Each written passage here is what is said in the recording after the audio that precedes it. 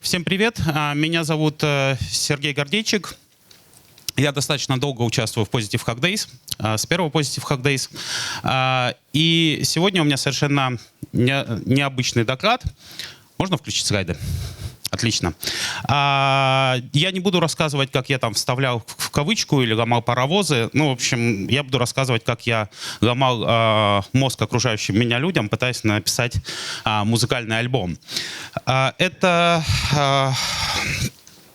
Так, как это работает? Отлично. Этот доклад я буду делать с моим соавтором, Эрнест Шеремет. Он подключится позже, здесь просто неудобно сидеть вдвоем, поэтому будем так переключаться. Соответственно, достаточно странная ситуация получилась, что два совершенно разных человека. Мы знаем друг друга уже пару лет. Эрнест помогал мне с ведением моих странных музык, моего там панк-рока домашнего или какофон-рока, если угодно. Но здесь, когда проект начался, он подключился уже как соавтор и помогал со всем звуком, отслушивал это все и говорил, что вот так делать не надо. И такой сплав технического человека, коим я себя считаю, и человека из области музыки показался очень интересным. Мне кажется, результат тоже получился достаточно забавным. Как это все началось? Где-то 29 декабря я был в Москве, зашел на какую-то тусовку, там было весело, все сидели, выпивали, и ко мне подошла Виктория Алексеева, которая продюсер PHDays сейчас, и говорит: Сергей, напиши саундтрек PHDays. Я говорю: нет. Да, я не такой, я не про это, я вообще рокер, и какой саундтрек, это же что-то там электронное должно быть, я такое не умею, да, и не слушаю. Но, видимо, Вика хорошо меня знает, потому что я начал об этом думать, и пока там летел из Москвы, у меня все время вкрутилось в голове, что такое саундтрек PHDays. Да? Потому что это непонятно, да, как саундтрек к мероприятию сделать. Это фильм, либо это CTF, либо еще что-то. И мне пришла в голову идея, что, наверное, это должен быть саундтрек какой-то истории. Те из вас, кто знает PHDays, наверняка помнят, что все время есть какая-то история, что вокруг CTF-ов были какие-то клипы, какой-то сторителлинг и так далее, и так далее. Ну и, соответственно, раз должна быть история, вот здесь, по-моему, с 12-го PHDays видосик показывается. Ну и, соответственно, мне эта история начала потихонечку приходить в голову. У меня единственный вопрос. Там, по-моему, музыка должна играть. Не играет она на ноутбуке? Удивительно. Жаль. Соответственно, потихоньку эта история сформировалась, и где-то 2 января она уже оказалась в виде текста, наброски каких-то там 12 треков. Причем идея была, что что это некий научно-фантастический роман о том, как зародилась Вселенная. Люди создали машины, машины помогли людям стать странными существами, андроидами, а потом все превратились в гигантские энергетические сферы, улетели в космос, и Земля разрушилась. Примерно так. Как обычно. Соответственно, 2 января я отправил это Вике. Вика сказала, что очень, очень клево, но я ничего не понимаю, что здесь написано, разбирайся. Я подумал, окей. И начал думать о том, как же мне, собственно говоря, писать все эти треки. Потому что, я за пару лет написал там 7 треков, издал, и, наверное, за 3 месяца издать полностью альбом не получится, да, я сломаюсь просто. I think this would work out. I would be too tired. Okay, then I asked the guys, what about the artificial intelligence? And Google tells us, well, that's everything. If you want Nirvana, here is a track that is positioned as the one made by AI, and so it's somewhere from the machine. Okay, I said, okay, if people do it, then I can do it as well. I'm a computer guy anyway. Well, and many of you heard the project Neuron Defense. So you read the text there, and so you would say, okay, they would have done it like that. So I got relaxed. I started doing some other things. I thought, okay, I'll sort it out. I mean, how to do it. So when I reached these practical steps, I understood, okay, it's time to use this magic of artificial intelligence to make a cool track. I went to some balalaika, added some settings in Google. I took the GPU plan. It said, come back in 24 hours. So I did, and that's what came.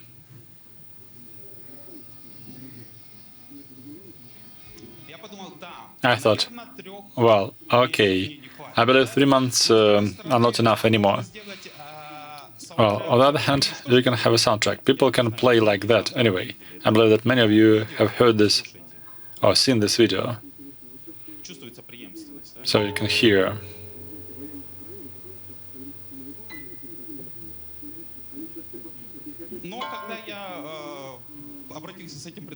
And when I had this proposal, like maybe it's a cool soundtrack, an alternative version of soundtrack, I was told that this wouldn't work out.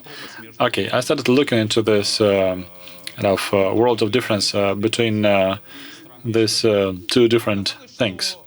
Okay, it turned out that many things which are positioned as music generated by AI is not really like that. So these are some bits and pieces which are taken from here and there.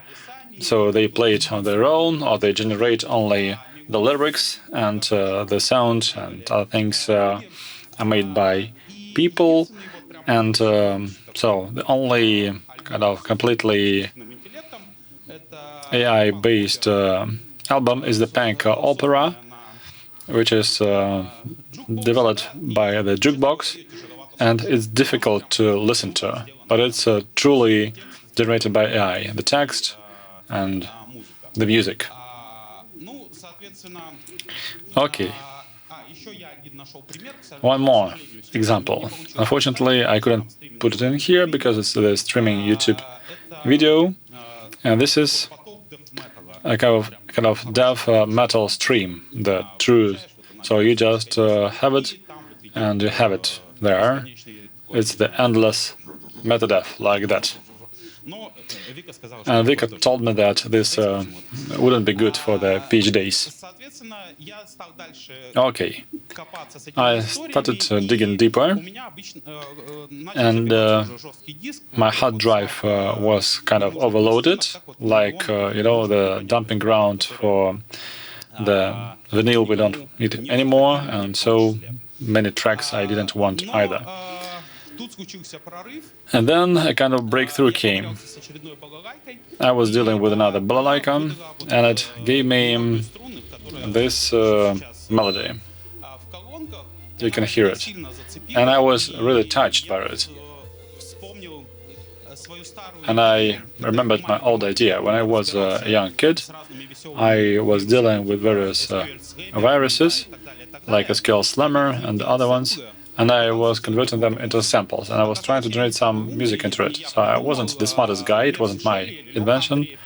Leha Andreev described it in his novel The Net, or Pautina. So I took this melody and added there, using the text-to-speech, well, I added here various phrases from viruses, so I generated samples, added them here, and one of the guys, one of my friends, gave me this analog mixer, which and music synthesizer, which gives you strange sounds, and it has the button random. I pressed it about 20 times, and some interesting things popped up, quite chaotic and epic. And well, somebody liked it, but not the AI, which kind of generated it. Okay, I'll have some challenges. Well, indeed, they can distract you from my speech, but hopefully you'll be interested. So we have these 3 vinyls. So this is exactly the soundtrack, and you can go to the YouTube channel. You can use the QR code, and if you recognize more viruses in this music, so you'll be given this vinyl. So it has text-to-speech, and there are various phrases mentioned there, so you should find out what the virus is. Okay, I need a team to help me. Okay, I found several people who were ready to listen to these horrible things.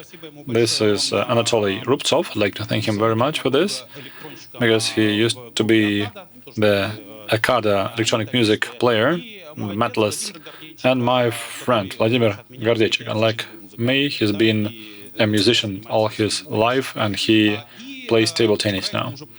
Okay, anyway, we needed to develop the product, and I talked to Ernest. We have worked together for a long time. He was very skeptical about it, well, at least initially. Maybe he's still quite skeptical about it. And after a couple of iterations, he agreed. Okay. I shared the tracks with several people. They said, okay, it's symphonic and epic, but the hacker conference is about CCC. And there the soundtrack should be something like that, so that you want to do this, and it should be symphonic. Okay. This is not my music at all. I don't listen to this type of music, and I had to be inspired. That's why I started listening to Ibiza Global Radio all the time, and I was listening this until I was fed up with it. And then the neural network, I believe there should be some music now.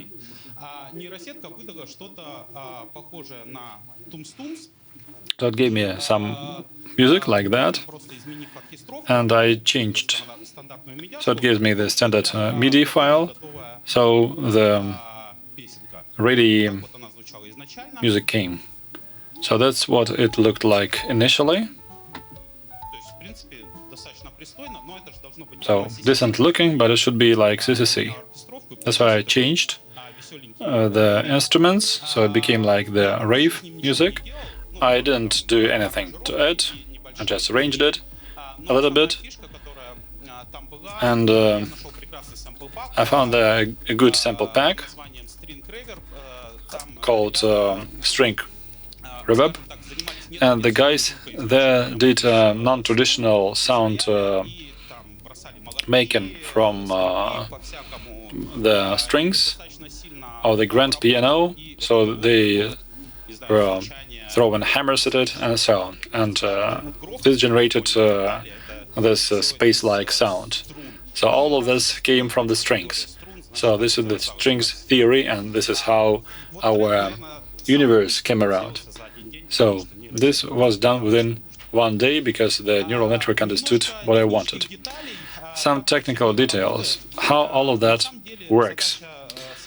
Well, the idea of developing music looks like the NLP task.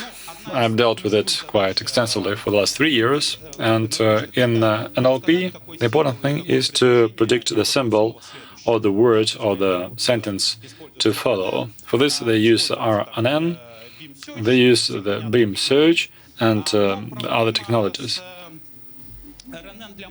The issues with RNN for music are like that. Well, music has several layers, and these are dependent layers. So when we speak, we say one word at a time. And if we say 5 words at the same time, I mean different people, this will be chaotic. So well, you cannot listen to different phrases sang at the same time. And in music, we have too many instruments telling their own story. So they can kind of write a melody. That's okay. That's a sequence of sounds. And we know that notes have their length. So this is another kind of measurement. Well, they used convolutional neural networks, the CNNs. Well, this is a kind of 2D picture. The CNNs, so you know those who deal with pictures, so you can give them more dimensions. And here we have run into an issue. Dimensions like that are all interrelated. So if you have, say, B minor, so you should know that well, all these things are interdependent. And so today, so this we use adversarial networks, and we use auto encoders. So it looks like zip when you have a function to reduce your data environment or scope, and then it unzips it. And you can use generative approach so that you don't have the same output for the input. So we have a good article. Here is a link, and this is a kind of an introduction. So if you want to understand this, and there are quite a lot of examples for training and for practical application. So there are many of them.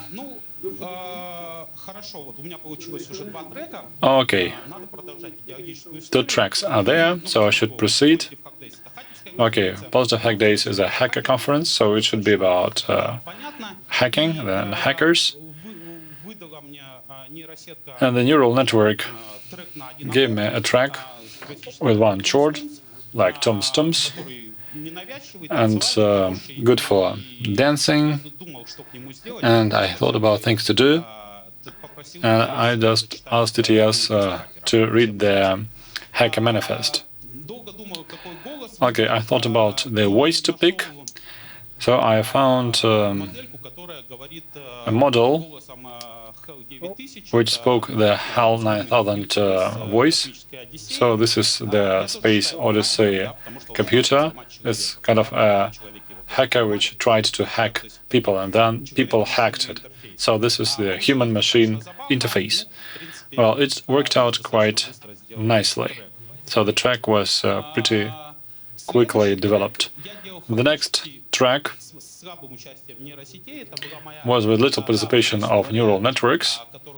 So this is a long-lasting thing I mentioned at congresses when we talked about hacking railways.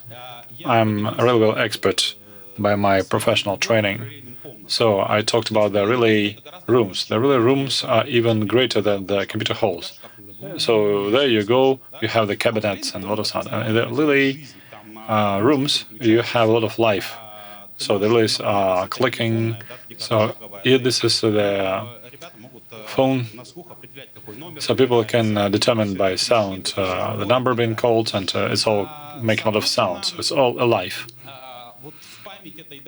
And so remembering this pre-computer time, so this is the mechanical computer time, I would say. So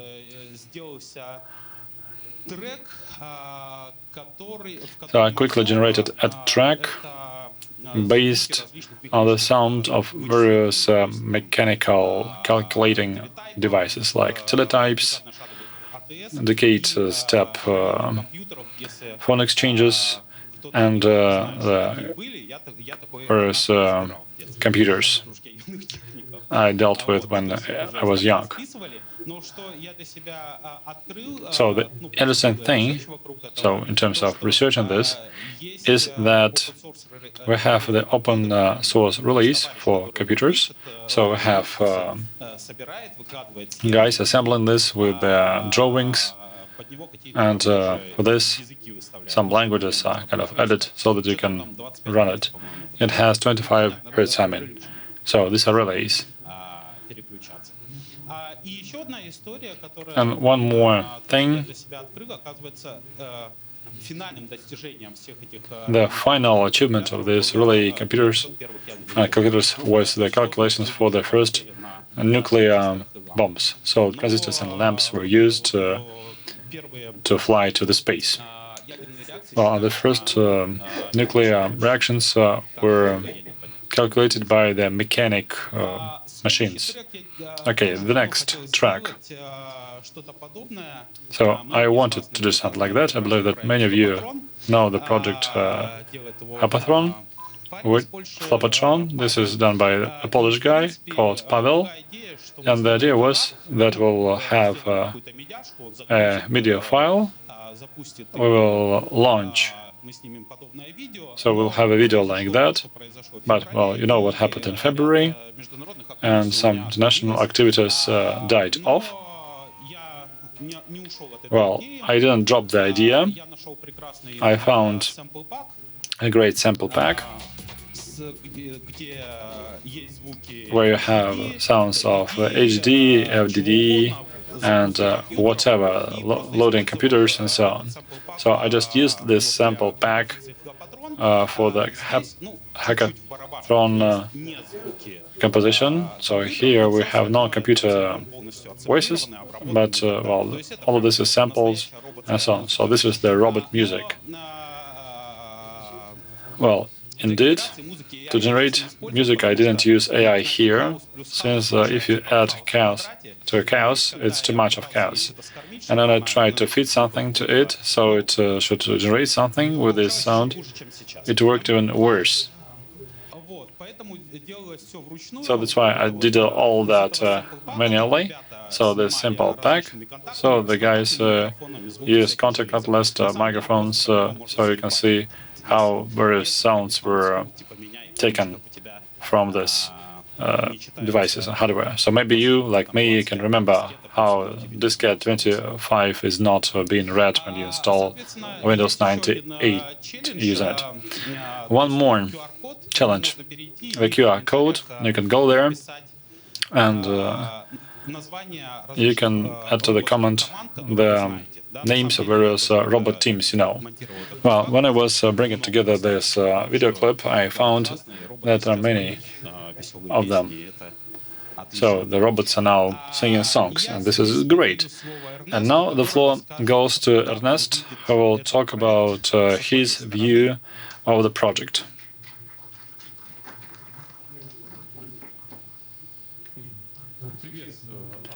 Okay, hello everyone.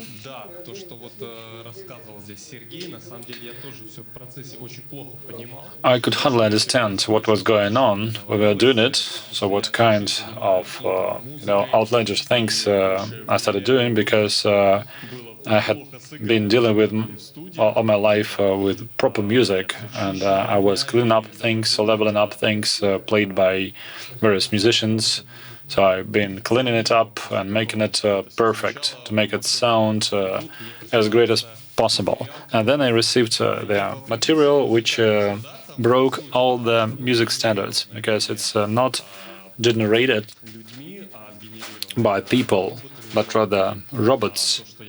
And the things I kind of got used to, like some melodies, some harmony swings. So when you have shivers and you just feel high, and I was dealing with folk teams, and all of that was quite melody-like, the St. Petersburg bands and so on. And here is this electronic music. Well, initially I was overwhelmed, but then I got engaged, and I spent some time thinking that the sound editor music, so in the digital audio workstations work, is to a large extent related to the programming process. So when I started dealing with development, I understood that there are many similarities there, like the inline styles. So the things you do for the video clip, or some style-related issues. like CSS. So this is something you can do for the whole track. Some plugins, some functions like loops, and some repeated elements or reused elements, and so on. So when music was being made using computers, many similarities emerged in terms of design, computers, and music and video.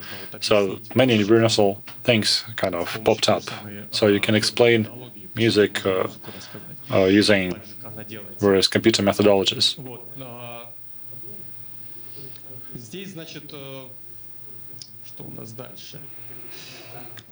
Okay, what do we have next? I started thinking how AI can be used for music, and can it?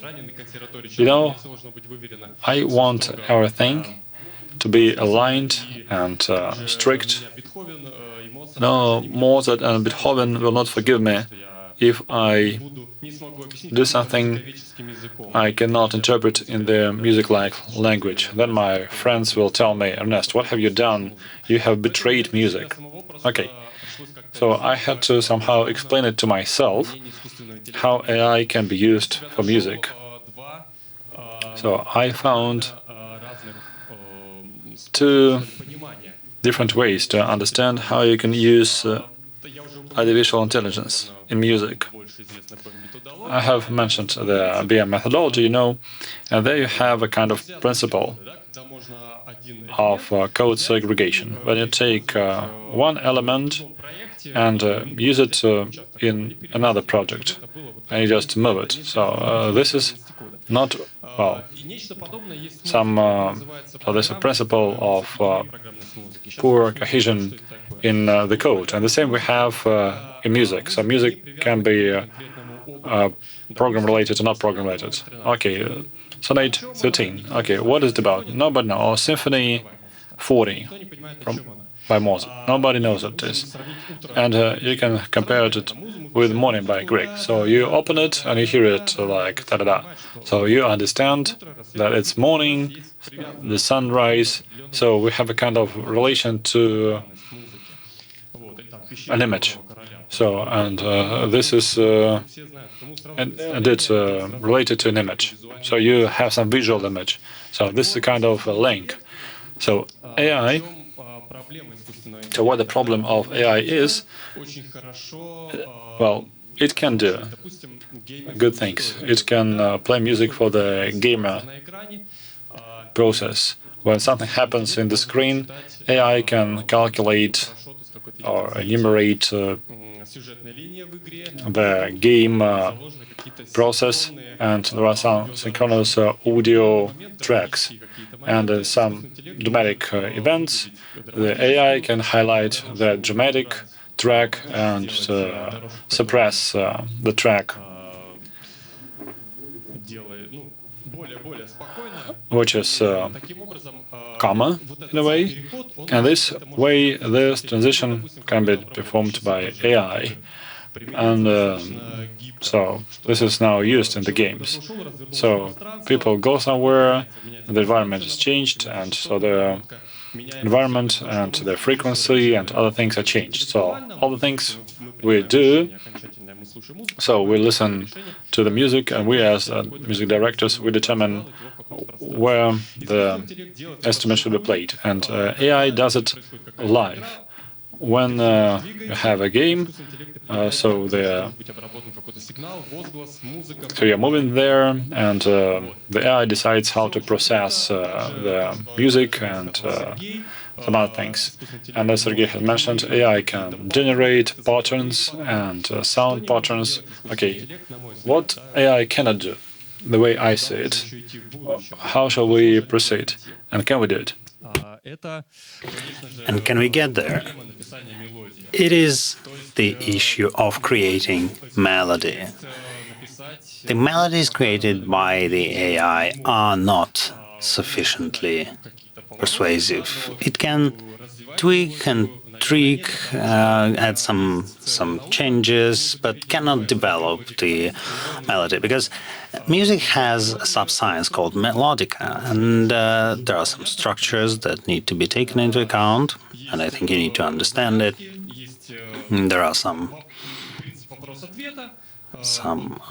starters, some question and answer principles. Yeah, the crying Mozart here. Is there music? There.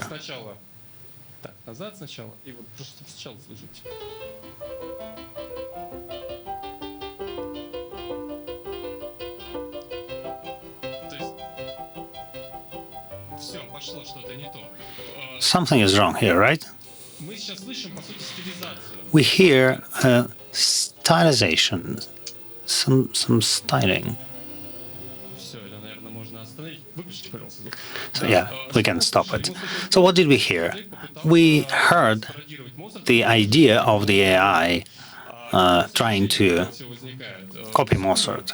It's not beautiful. There's something even within harmony and rhythm, but this does not create emotions within us.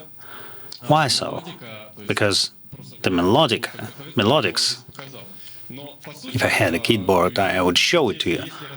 But if we analyze the melody by Mozart, it has questions and answers, like one phrase answering the other phrase. You can represent it in some way. And it enables us to create a logical structure for the long distance. It's not just fragments, very well defined in the games when the story changes constantly, but the music by itself cannot be like this. Us playing a game would not be listenable.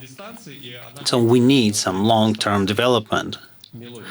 And the melodics is very well played on the long distances.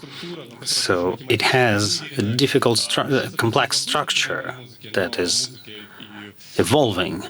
It's quite forgotten currently, but Bach and Mozart, their sonatas, symphonies, and chorals, they are mathematically defined, especially the fugues. Currently, it's more emotional, but if we analyze the classic music, then it's more of a math. So the AI currently is not able to copy this mathematics, and thus I don't appreciate AI being very good at music further on. Name me a conservative guy. So, coming back to the music, and as I was an author of 3 pieces on this disc, and I tried to somehow think of AI in this sense, and as Sergey was moving a true hardcore way, creating broad work, generating a lot of things through AI, I did, a less high-quality job in trying to create the melody by myself and giving the background to AI. And even then, I was, mixing the parts and adding some rhythmic structures to the AI, and it was giving me some response. And I was mixing them up and adding tracks, and only finding the pieces that would suit my taste. So there was a lot of selection, and I'm a perfectionist and a conservative person. And that's cool, because in that sense, our duo with Sergey was very interesting. I'm super open to all the new things, all experiments. And it's super cool that it's my first experience. Very interesting one. I'm glad I had to rethink a lot of things. The only issue I had, as I'm less of a program-oriented person, but more of an abstract thinker about music, I don't try to connect my music with something. The issue was that I could not name those tracks. This was something like this in my head. How can the music have some name? I don't know. I thought it downgrades the music. Sergey was helping me. I was giving him ideas, and he was helping me choose names to my tracks. For that, I'm very thankful to him, and with that, I'm giving the mic back to Sergey. Thank you.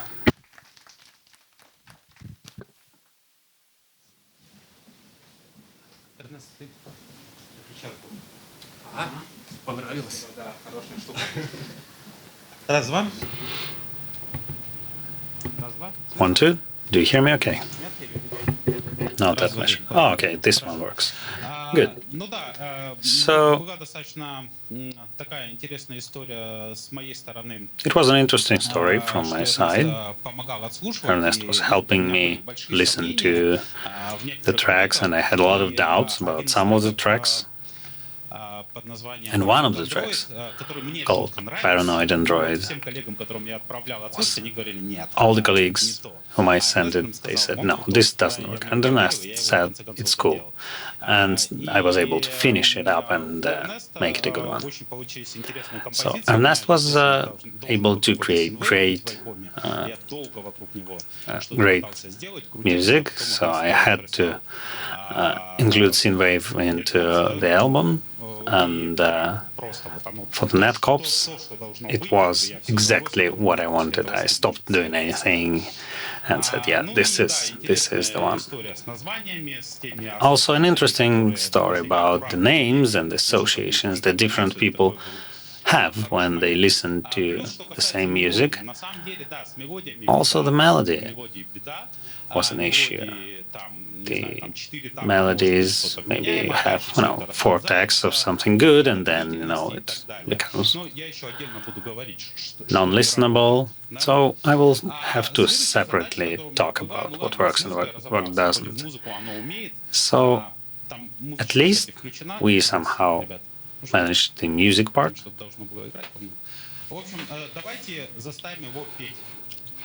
But then it was a question of singing. This is the computer singing. And if you know how the computer is named, then you will get a prize. So synthesizing vocals is an old task. People have been trying to solve it for quite a while. And if you understand that text-to-speech is quite okay, vocals are still not covered very well. The main approaches currently used are traditional FM synthesis, when you have formants and create a human-like structure. Those vox really sound like vocals, and you can even make them sound like voice. But a simpler and more widespread approach are samples, sampled words that you tune, you merge, and it sounds okay. Vocaloid is a very popular tool. There's a free analog that's called Synthesizer 5. It has an HMM and samples. So what it does, it processes the ready samples with the words through the Marvel models and adds some variants.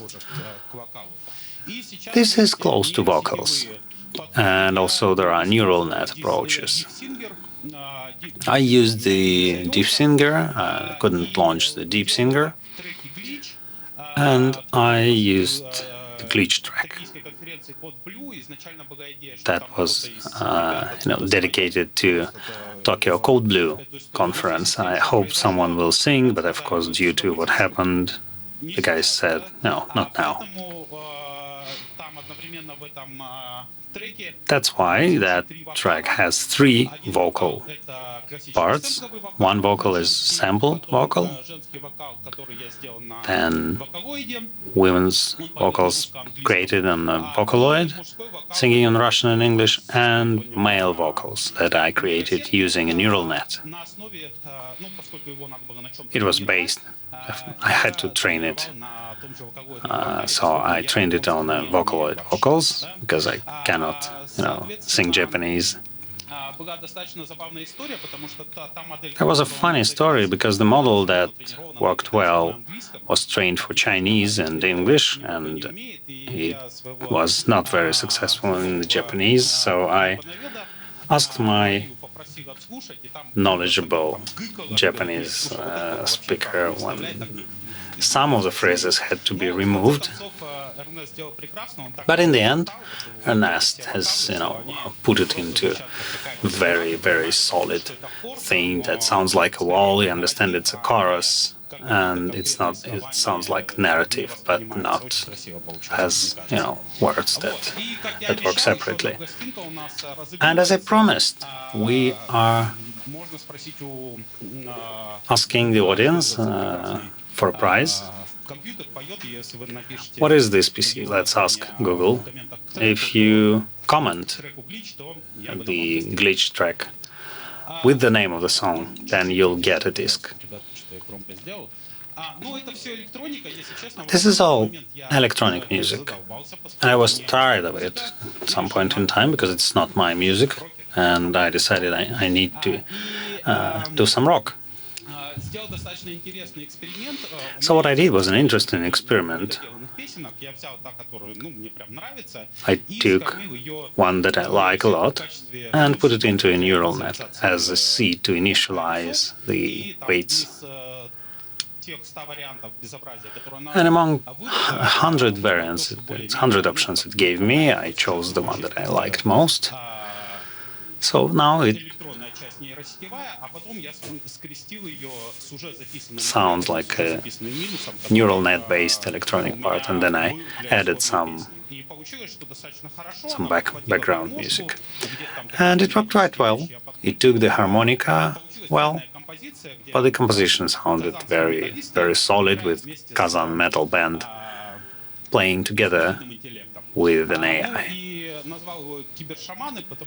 I called it Cyber Shamans, just because I was doing Vargan and throat singing myself. And also we had a great team, Cyber Shamans, that we played together with. One more track, a very similar one, is Talisman. It's not yet published. It will be presented today on Positive Waves. The neural net has created something very classic.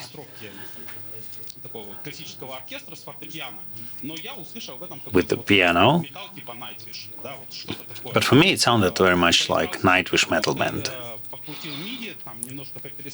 I tweaked it a little bit and sent it to true metal people who like that music, and they said, yeah, this is okay, but we need more voice, and the MIDI pim sound is not okay. So I wanted to use guitar synthesizers, and I did not have enough time. And, I have Mac, and most of that software is for Windows. Maybe I am a bad pirate. So I remembered the Kazan metal bands, a flying sheep group that had their own rock opera. It's not 80s, but people still do rock operas. And they played this track as they see it. And I think it went very well. Nikita is here, so he will be playing it today. We will also have an AI song sang by a real person. So full collab. So what did I use? MuseNet. It creates melodies. The Crying Mozart was created by MuseNet. It creates decent pseudo-classics, but it actually gets worse very fast. So you need to tweak and track. But it's interesting. So if you don't have, where to go, if you are stuck, then you put it there, listen for a couple hours, and choose 4 texts that work. But sometimes it's much easier to just create it. Jukebox, a huge project, end-to-end generation that gives you a WAV file. Say, I want a text like Ozzy Osbourne with the music from Aleona Apina, and it gives it to you. Probably they don't have Aleona Apina, but whatever. It's hard to reuse it because the quality is poor, there's no mixing, and you just have a WAV file with everything. So this is not MIDI. This is something you need to replay from scratch. That singing bot campaign is something that Jukebox created. And I think it ate up my full academic limit of GPU Google Cloud. It took 12 hours of GPU time, so it's expensive. Aiva is a decent thing.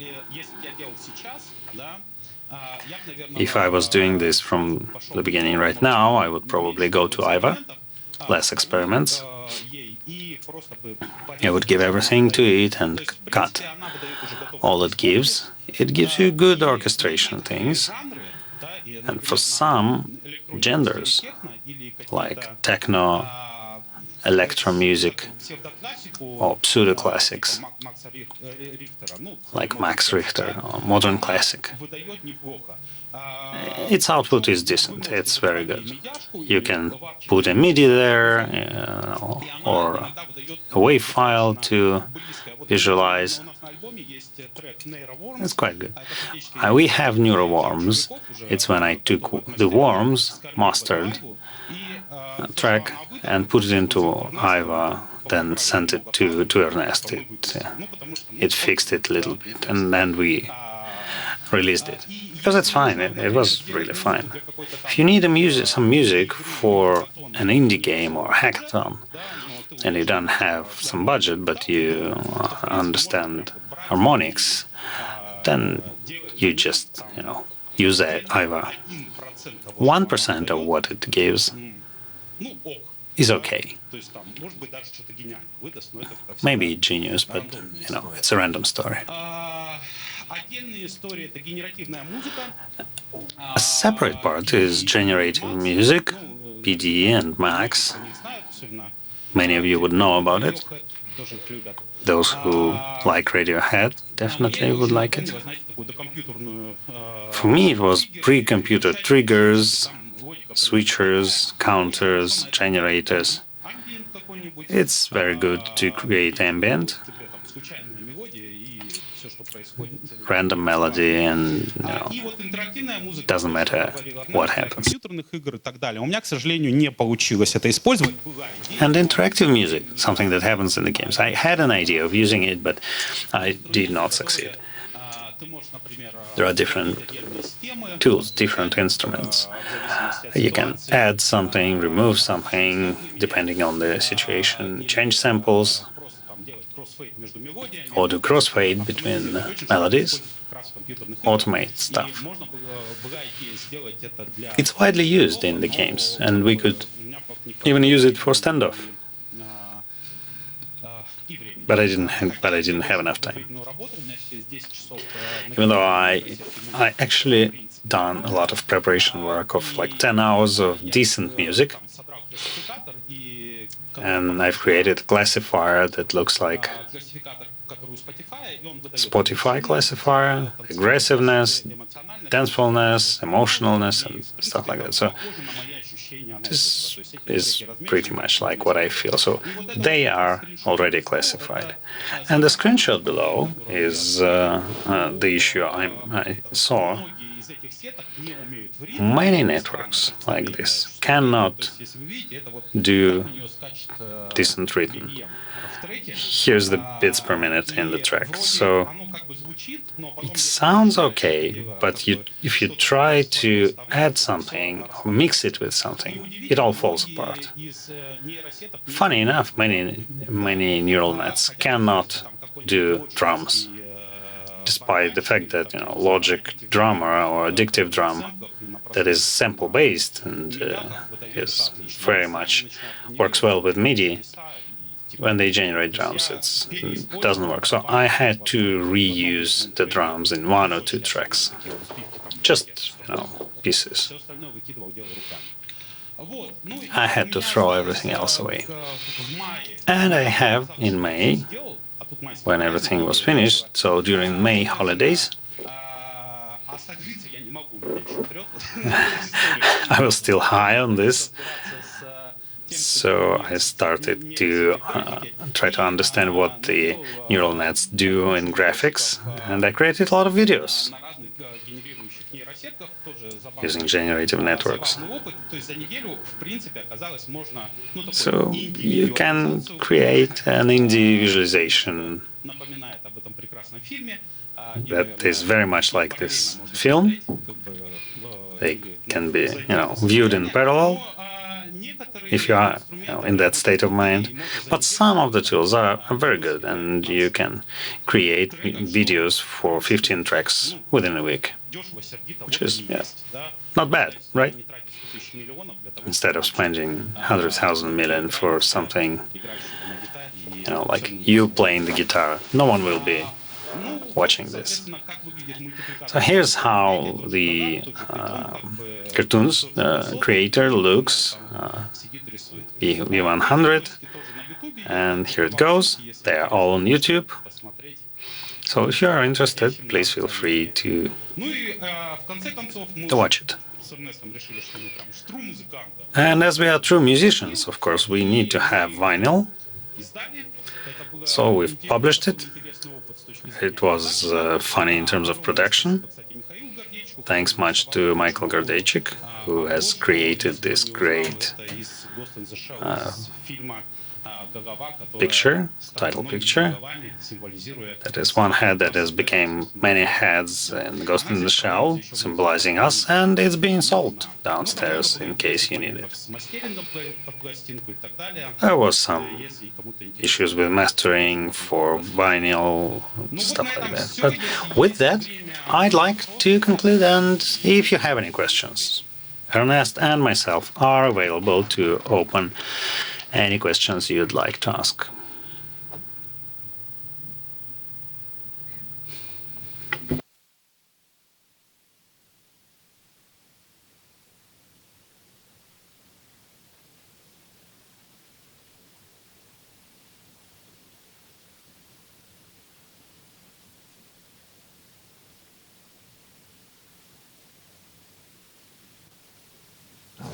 Один. One. Okay, good. Thanks. Thank you. It was a very interesting presentation on how good are the pen testers as musicians. And currently the world has changed. AI is very much in the music, and starting from sound management to guitar processors and effects. So the first question is, with the electronic music, which is based on patterns and samples, it's okay, but how far is the AI advanced in genres like blues and jazz? First question. Second, music is interesting because it has imperfections, some micro nuances regarding the rhythm, the dynamics, that make that music lively and interesting. So, is there anything in AI about it? Is it emulated? I think Ernest is great on the second question, and he keeps adding some noise, but then it gets alive. On the first question, just register on IVA, and some genres are made very, very well there. Not only electronic ones. They've added the network. The later their model is added, the better it is trained usually. So for the fantasy music, Tolkien-like, it's beautiful. It's super good. It creates a stream of stuff that I would not be fixing it. I didn't even need to fix anything. So my feeling is that a soundtrack like music would be done perfectly in 5 years. The pop music that have their own laws, whose laws are simpler, it will all be synthetic. It's faster, it's cheaper, and you have 100 options, and the composer will, build the right thing. And yeah, about the imperfections and impurities. Regarding imperfections and randomness, electronic music randomness, right? I think the question was about live music. When the band is playing, there are some imperfections that create those things, and that is why a human is much better at listening to live music than mechanical one. So what is done to create it? Well, there's no issue here. AI is much better at generating random things. So if you talk about some obeying some law and some patterns and using the rhythm, AI is very good at creating some random sounds, spatial effects. But when you talk about rhythmic things, musical structural things, forms, that is done by a person according to his or her feelings and desires. So I think this is like this, and maybe the AI would even be able to improve this story. Yeah, the person is very. Human is usually very much limited, much more than AI. Hello, thanks for the presentation. And my question is authorship. How do the tools affect the idea of an author? If I've created this utility, or if someone else created this utility, or if the musician has added something and changed something. Answer. As I've been working on the open source for quite a while, and of course I've asked this question, most of these tools are under some type of license. So depending on this license, things that have been generated, usually it's MIT or Creative Commons, you just take it and say, I made it using this tool. And you comply with the intellectual property rights. For some commercial tools, the license would depend on the subscription. For IVA, if you pay them $30 a month, you get full copyright. But this story is quite technical. The other part of the story is plagiarism, and many people who generate something, they say it's generated by the neural net, but it does not give you any guarantee that, it's not something it heard somewhere else. So here I do not know how to answer this question. How do I avoid this, random plagiarism, apart from giving it to 100 people and listening to their feedback, whether I stole it or not? I don't know.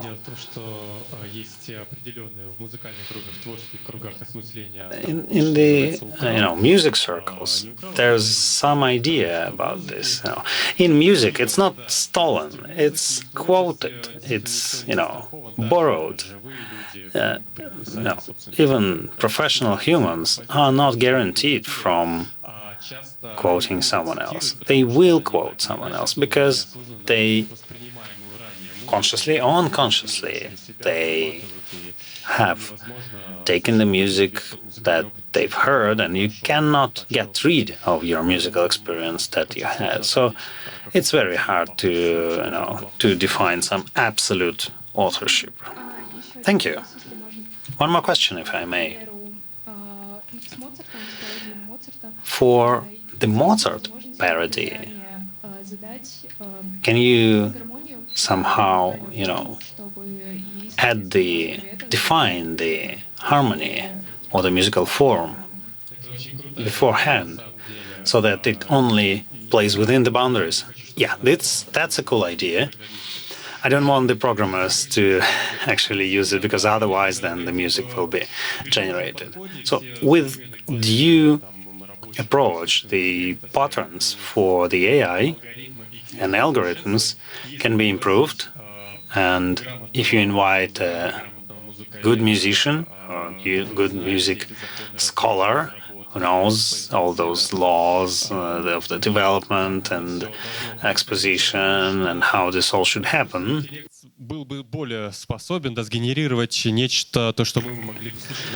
then I think the AI would be able to create something that we would be interested in listening for more than a minute. That's possible. But in theory, I did not see any practical implementations of such things, and even in media. So far, the humanity is interested in other things. Actually, some tools allow you to define the harmonics, and if it gave me something good, but I cannot develop it, like, four rounds that are cool, and I need something else, or I need some harmonic motion. You can use that part to initialize the waves, to find, to go to parallel minor from, C major to A minor. And my practical experience says that those things works like one out of 100. So I need to run 100 iterations to provide something that is good. But all the tools move in that direction. Maybe one more question. I'm afraid we are now using the time of our next presenter, and this is not something that is good. Hi. Thanks. Thanks for helping the whole community, to add some creativity to PHDays, and the conference is still is active for many years, so we need to somehow evolve. And the question is about the IP rights. We have Robinson's tale, The Life is Short, which develops the topic of art exploiting all the possible opportunities, because the next ideas are less and less likely to be original. The question is, generative part, does it allow to broaden the space or to only narrow it? So 2 points of view. I like the, I'm a bit schizophrenic. It's a great creative tool. That is very good. And it's a sin not to use it. For me, as an amateur musician, it was a great development. I would not be able to start doing this, and I would not go into that area creating 10 tracks. Many tracks were done by Ernest. I would not be able to actually do it. Now I see the result, I like the result, and it's good. So, on the other hand, when you rely a lot on the machine, it tries to follow something, to make something perfect. It's like in the Disney cartoons, with all the faces being the same, because you have feedback of, this face is more clickable, and everyone is trying to make the faces, as pop style as possible. Same for the neural nets. They will just generate, same music that will satisfy the maximum amount of people. Then someone will, turn it over, and the fashion will change. So that's how I look at this. I have a different viewpoint on this. My internal creative viewpoint is that any new melody in the current world cannot be a repetition of something. It might even break some IP, But another thing is that every new melody is a new melody. And let me tell you why. Creativity is individual experience, and what happens to you is unique in itself, by default. It never happened to anyone else. Thus, by working with very well-known musicians in St. Pete and during my creative work, I understood that you do need to reinvent the wheel, even if the wheel has been invented. So even if you think that, everything is created, everything is written in the world, this idea kills. Why would you need an idea that kills? You need to go against that idea. You need to forget what you've, and just create. Everything will be similar to something. It's impossible not to be similar to something, but your creative experience, your creative effort is individual, and thus I would say that it is important. We are in a polar world, and everything has a dual approach, dual phase. It can be similar to something, but unique in something. Great. Thank you.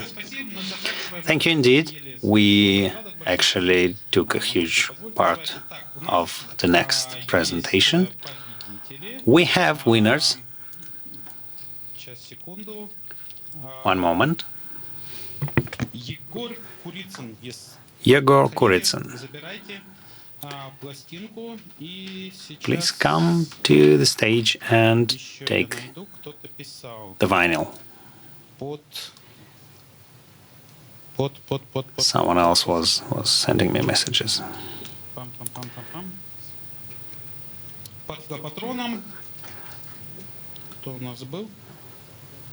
Was the Patreon? Yegor. Oh yeah, you again. If I forgot someone, please catch me and I will give you the vinyl. I have two. Thank you. Thank you very much.